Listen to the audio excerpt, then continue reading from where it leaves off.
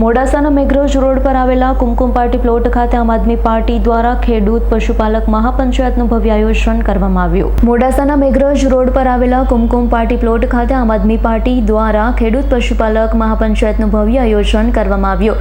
પંચાયતમાં દિલ્હીના ભૂતપૂર્વ મુખ્યમંત્રી અરવિંદ કેજરીવાલ અને પંજાબના મુખ્યમંત્રી ભગવત માન કાર્યક્રમ સ્થળે આવી પહોંચ્યા।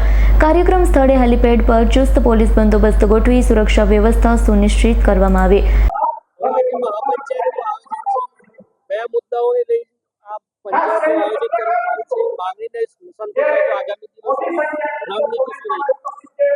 સાબરકાંઠા વિસ્તારના ખેડૂતો શાંતિપૂર્ણ રીતે જે પોતાની 5 માંગો લઈ અને આંદોલન કરી રહ્યા હતા, તેમાં આ ભારતીય જનતા પાર્ટીની તાનાશાહી સરકારને જાણે પોતાની સામે એક પણ વિરોધનો અવાજ ના ઉઠે એના માટે થઈ અને આંદોલનને કચડવાના ભાગરૂપે એક ખેડૂતનું મૃત્યુ થયું છે। ત્યારે આ તમામ માંગોને લઈ અને આજે ફરીથી આમ આદમી પાર્ટીના માનનીય અરવિંદ કેજરીવાલજી અને ભગવત માન આજે સાબરકાંઠાના મોડાસા ખાતે આવી રહ્યા છે અને જ્યાં સુધી આ વિસ્તારના પશુપાલકોની જે 5 માંગો છે એ માંગો સંતોષાશે નહીં, ત્યાં સુધી આગામી સમયમાં આમ આદમી પાર્ટી આ વિસ્તારના પશુપાલકોને સાથે ખંભો મળાવીને આ આંદોલનમાં અમને ટેકો આપતી રહેશે।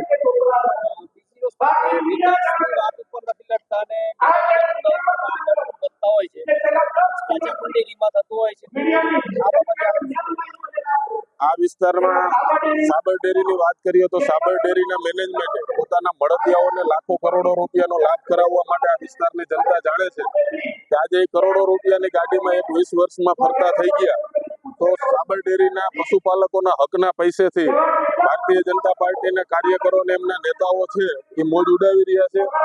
સાબર ડેરીમાં ખૂબ મોટા પાયે ભ્રષ્ટાચાર થયો એ કોઈ પ્રજાથી અસ્તી વાત હોય એવું નથી। પ્રજા સંપૂર્ણપણે રીતે જાણે છે કે સાબર ડેરીના પશુપાલકોને અન્યાય કરી અને સાબર ડેરીના મેનેજમેન્ટે ક્યાંક મામા માસીનાઓને સાચવવા માટેનું જે કામ કર્યું છે એને લઈ અને પ્રજામાં ખૂબ રોષ છે।